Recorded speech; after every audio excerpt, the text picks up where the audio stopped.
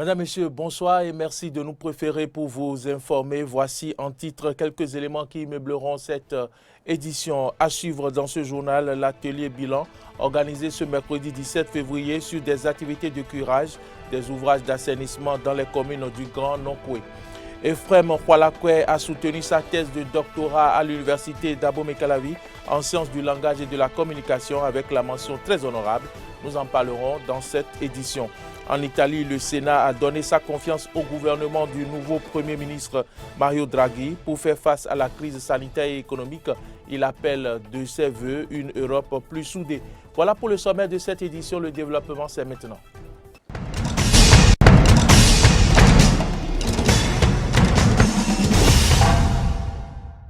C'est un réel plaisir de vous retrouver.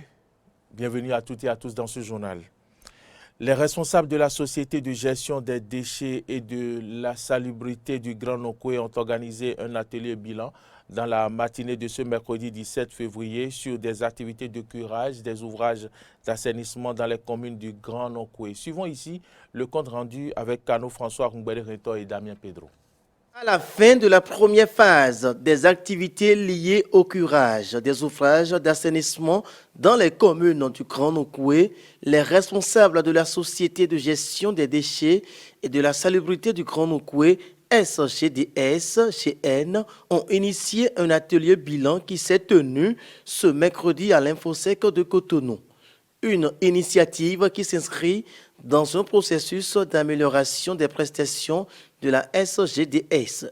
Des prestations qui sont déjà appréciées par les responsables des communes bénéficiaires qui l'ont exprimé à travers la voix de Dieudonné Meyinou, directeur des services techniques à la mairie d'Abomey-Calavi. Nous avons pu, grâce à la création de cette unité qui est la Société de gestion des déchets et de la salubrité dans le Grand Nonkoué, enclencher un nouveau processus, une nouvelle réforme qui a permis aujourd'hui, en tout cas au niveau du Grand Nonkoué, de mettre en place ce système de gestion des déchets et de salubrité. Ce qui a permis, au cours de l'année écoulée, que les travaux de salubrité, c'est-à-dire désensablement de nos rues, les travaux de curage des caniveaux, ainsi que les travaux de pré-collecte des ordures, de collecte et de transport des ordures ménagères dans nos différentes communes ont pu démarrer. Et je puis dire que malgré les difficultés de démarrage qu'ont connues donc ces activités, à la date d'aujourd'hui, c'est quand même une satisfaction de voir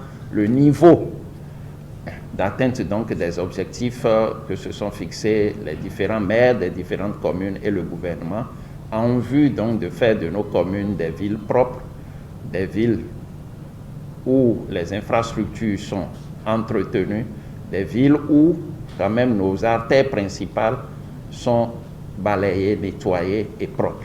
Des propos très encourageants du DST de la mairie d'Abomey-Calavi qui ont motivé Valérie Lawson, directeur général de la SGDS, à présenter le bilan des activités menées.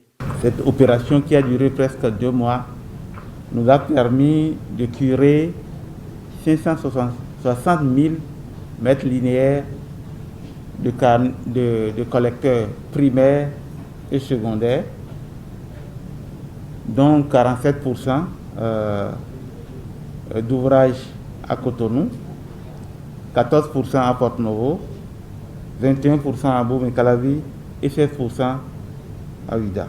Si nous devons comparer cet effort d'entretien à ce qui se passait avant, nous avons progressé de 50% au moins.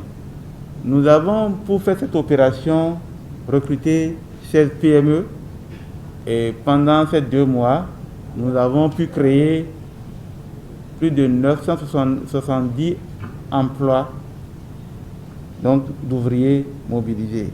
Très engagé pour l'atteinte des objectifs fixés à sa création, cet atelier bilan a fait office d'aubaine pour les responsables de la SGDS de procéder au lancement des travaux d'entretien des rues asphaltées. Toujours ce mercredi, mais cette fois-ci dans l'après-midi, les responsables de la Société de gestion des déchets et de la salubrité du Grand Nonkoué se sont encore retrouvés pour lancer les travaux d'assainissement des voies asphaltées. Le point avec Carole Olaye. Faire le point des activités menées par les recrues des petites et moyennes entreprises intervenant dans la gestion des ouvrages d'assainissement en collaboration avec la Société de gestion des déchets et de salubrité du Grand Nokoué, SGDSGN, sur une durée d'1 an dans les différentes villes des communes bénéficiaires. C'est là le principal objectif de cette assise.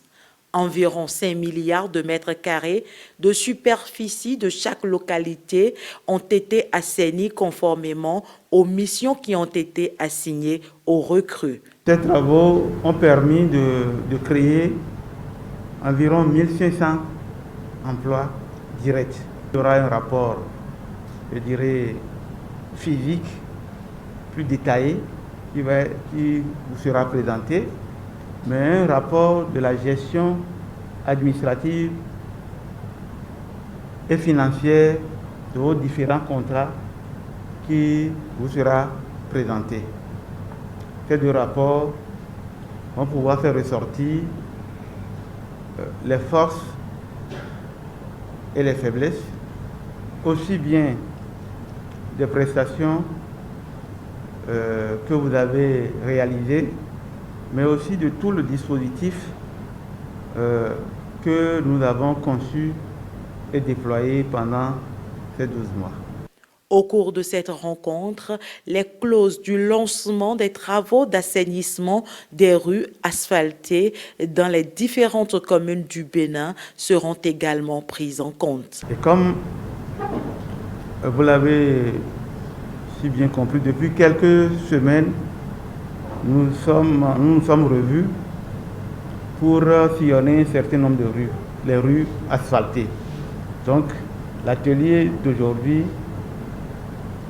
a un double objectif, faire le bilan, mais également lancer les travaux d'entretien des rues asphaltées et d'autres projets. Des évaluations à mi-parcours seront désormais régulières afin de résoudre au fur et à mesure les difficultés inhérentes à la bonne réalisation des travaux d'assainissement qui visent à maintenir les différentes villes du Bénin propres et belles.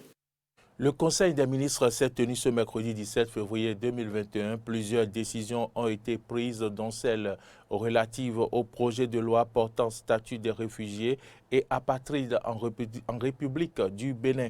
Ce projet sera soumis à l'examen et vote des députés dans les prochains jours. Voici un extrait du compte rendu du ministre de la Communication, porte-parole du gouvernement, Alain Orona. Transmission à l'Assemblée nationale pour examen et vote du projet de loi portant statut des réfugiés et apatrides en République du Bénin. L'ordonnance du 16 juillet 1975 qui régit la protection des réfugiés dans notre pays a montré ses limites au fil du temps. En effet, des questions spécifiques comme l'expulsion du réfugié, la cessation, la révocation ou l'annulation du statut de réfugié, le traitement des demandes manifestement non fondées, les modalités de la reconnaissance de groupe n'y sont pas prises en charge. C'est pour corriger ces insuffisances et l'adapter aux évolutions actuelles qu'il est apparu pertinent de mettre la législation de notre pays en conformité avec les conventions internationales en vigueur en vue d'une meilleure protection des réfugiés. Par ailleurs, il convient de remédier à l'inexistence d'un cadre législatif spécifique sur l'apatridie en raison de la ratification par le Bénin de la Convention de 1954 relative au statut des apatrides et celle de 1961 portant réduction des cas d'apatridie. Ce faisant, notre pays disposera d'une législation visant à promouvoir une meilleure protection des personnes apatrides ou à risque d'apatridie. Au titre des autres mesures normatives, le Conseil a adopté le décret fixant la forme et le contenu des comptes de campagne pour les élections présidentielles, législatives, communales ou municipales et des membres des conseils de village ou de quartier de ville. Approbation du compte rendu de l'organisation de la 3e édition des élections professionnelles nationales. Les dites élections ont eu lieu le 24 janvier 2021 par voie électronique. Elles ont connu la participation de 8 centrales et confédérations syndicales. Celles-ci, au terme de la loi, doivent obtenir au moins 20% des suffrages exprimés pour être éligibles comme représentatives des travailleurs. À l'issue du processus, les statistiques relevées renseignent que le taux de participation s'élève à 49,75% pour le secteur public et à 29,19% pour le secteur privé.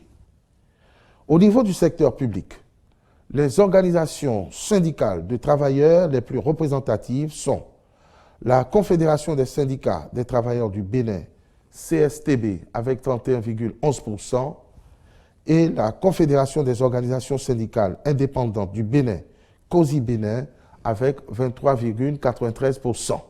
En ce qui concerne le secteur privé, seule la Confédération des syndicats autonomes du Bénin, CSA Bénin, est représentative avec 48,07% des suffrages exprimés.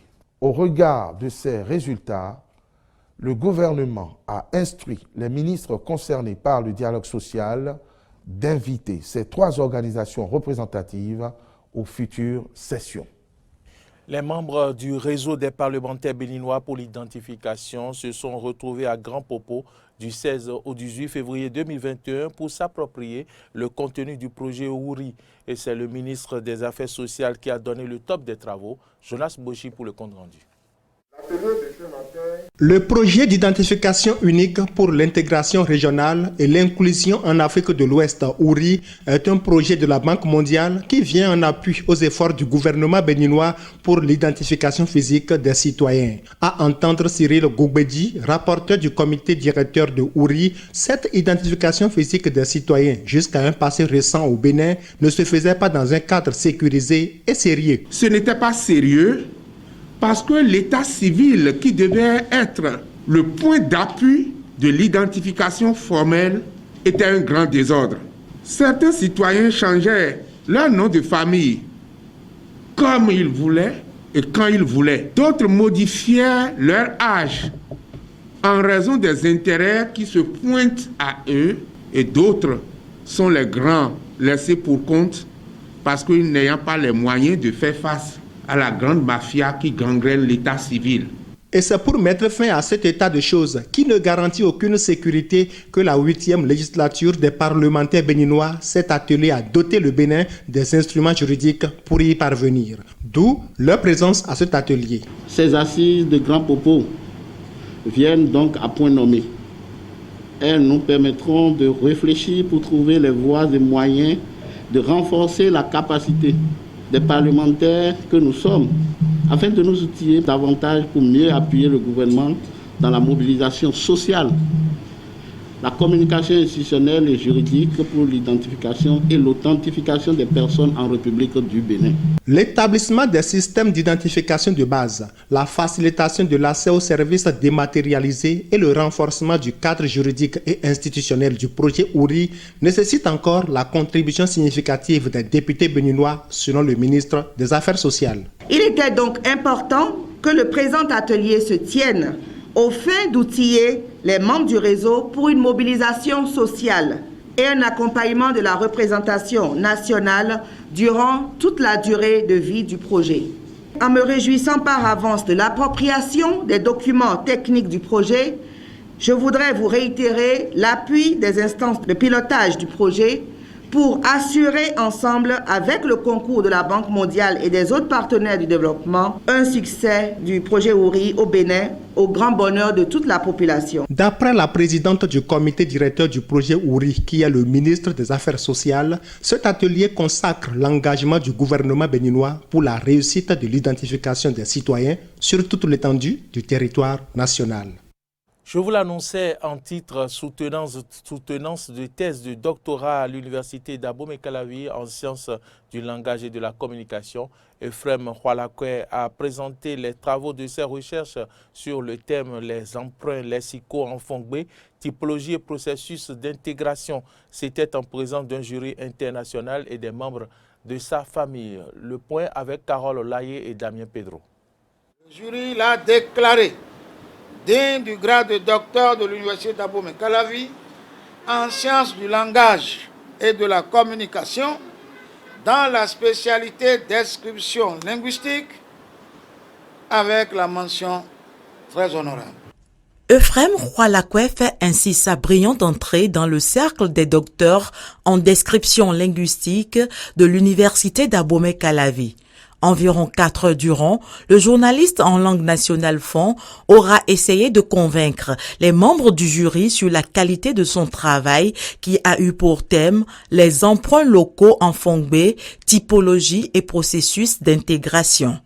Une thématique qui lui aura permis de chercher à comprendre les origines des emprunts et les différents phénomènes qui facilitent leur intégration dans la langue Fongbe. Il faut dire que plusieurs raisons motivent le retour à l'emprunt. Il peut s'agir par exemple des questions liées à la guerre, les questions de la colonisation, les questions de commerce, les questions de voyage, etc., etc. Parce que c'est un phénomène de contact de langue.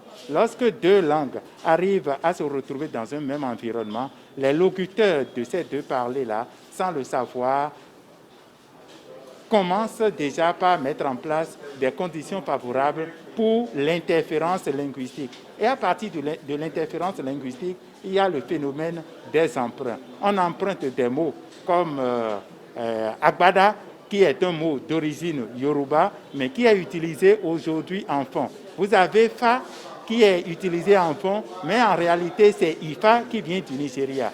Un travail apprécié par les membres du jury qui n'ont pas manqué de faire des remarques au cours de cette soutenance de thèse. Du lexique Fongbe, c'est par rapport à ce contact-là. Le chercheur a essayé de nous retracer tout ça et nous comprendrons davantage la richesse du vocabulaire du Fongbe. Et il a essayé de répondre à nos questions. Ce qu'il n'a pas pu faire, nous lui avons dit. Voilà. Et aujourd'hui, nous comprenons pourquoi nous avons ces emprunts. C'est parce que nous n'avons pas ces réalités chez nous. C'est des termes qui sont venus de l'étranger. Voilà. Des observations dont l'impétrant devra tenir compte pour parfaire la qualité du travail présenté. En inter-actualité, inégalité dans l'accès aux vaccins contre le Covid-19, la Covid-19, j'allais dire, les pays africains n'ont pas accès à suffisamment de doses pour faire face au virus. Pendant ce temps, les États les plus riches commandent jusqu'à 4 fois plus de doses que leur population. Une injustice dénoncée par les organisations et les chefs d'État. Suivez ce reportage. Favoriser un accès plus efficace aux vaccins pour les pays les plus pauvres. Voilà une des missions rappelées à l'Organisation mondiale du commerce par sa propre chef. Alertée par une campagne de vaccination quasi inexistante dans certains pays, notamment sur le continent africain, la directrice générale de l'OMC entend venir en aide aux plus démunis contre la pandémie de Covid-19. Elle a d'ailleurs appelé à ce jour, je cite, la mise en place d'un plan de vaccination. Il y a deux aspects, la question de santé publique et la question économique. Sur la santé publique, j'ai expliqué que je crois que nous pouvons travailler plus vite pour sauver des vies afin que des pays n'aient pas à attendre des années avant d'avoir accès aux vaccins. Sur l'économie, le commerce a clairement un rôle à jouer dans la relance. Il y a en ce moment dans le monde plus de 60 pays qui vaccinent alors que les autres ne le font pas. C'est vraiment dans l'intérêt de chaque pays que tout le monde soit vacciné, car personne n'est en sécurité tant que tout le monde n'est pas en sécurité. Car dans les régions du monde les plus modestes, la situation demeure alarmante malgré le lancement par l'ONU du mécanisme COVAX, dont les effets ne seront probablement pas visibles à court terme, aux grandes dames de l'OMS. Je dois être franc. Le monde est au bord d'un échec moral catastrophique. Et le prix de cet échec sera payé par des vies et des moyens de subsistance dans les pays les plus pauvres du monde. Lors du Forum économique mondial de Davos, le 27 janvier dernier, le président sud-africain avait fustigé tout nationalisme dans les stratégies d'acquisition du vaccin. Les pays riches de ce monde ont acheté de très grandes quantités de vaccins, certains 4 fois plus que ce dont ils ont besoin. Nous leur disons, mettez à disposition les doses excédentaires que vous avez commandées et mises de côté.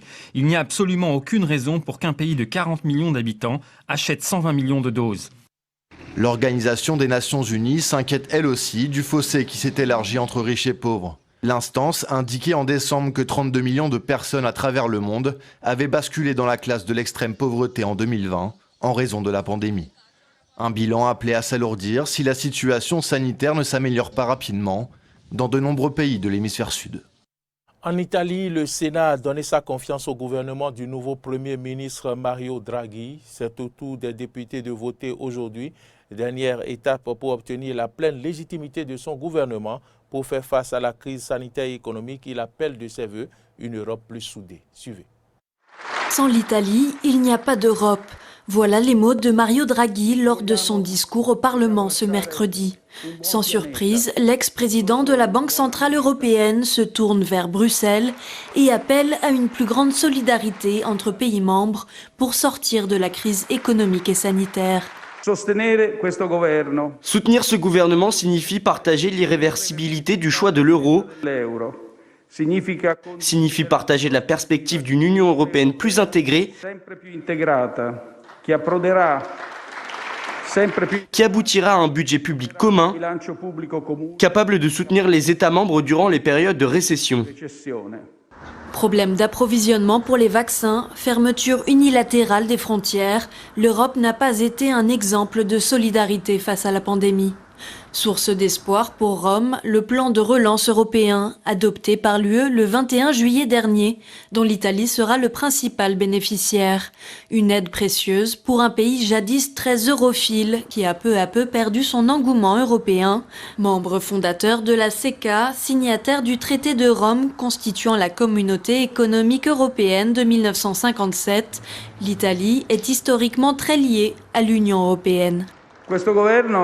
Ce gouvernement est né dans le sillage de l'adhésion de notre pays à l'Union européenne en tant que membre fondateur et en tant que protagoniste de l'Alliance atlantique, dans le sillage des grandes démocraties occidentales en défense de leurs principes et valeurs inaliénables. Mais en 2001, l'arrivée de Silvio Berlusconi au pouvoir change la donne. L'influence italienne au sein de l'UE se dégrade et l'instabilité chronique de ses gouvernements mine sa crédibilité à l'international. Souvent mise à l'écart lors des négociations, l'Italie et ses habitants glissent peu à peu vers l'euroscepticisme. En témoigne la création en juillet 2020 du parti Italexit prônant une sortie de l'UE. Tandis que le pays traverse sa pire récession depuis la Seconde Guerre mondiale, cette crise pourrait menacer directement les autres pays membres. Le défi aujourd'hui pour Mario Draghi, fédérer les puissances européennes. Si Rome échoue, les populistes seront bien au rendez-vous pour s'assurer que le projet européen ne soit plus que de l'histoire ancienne. C'est ici que se referme ce journal. Si vous l'avez suivi, merci de votre fidélité. Bonne suite de nos programmes et à demain.